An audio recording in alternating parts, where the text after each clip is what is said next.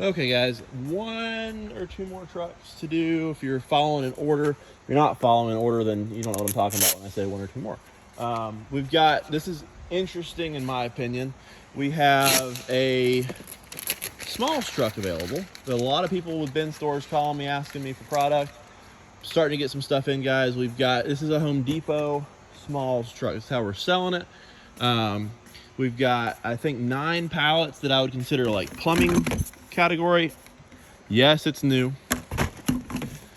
So you've got, it's a plumbing category. That's all I got.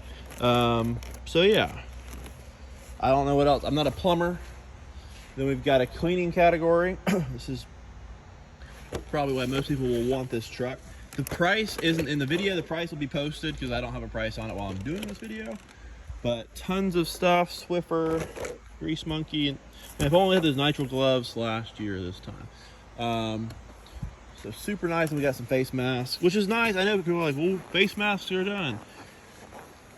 We might be out of the woods on the virus, maybe not, but people always need work face masks regardless. So whether you're selling it to people at the flea market for the virus or people who just actually need face masks for work.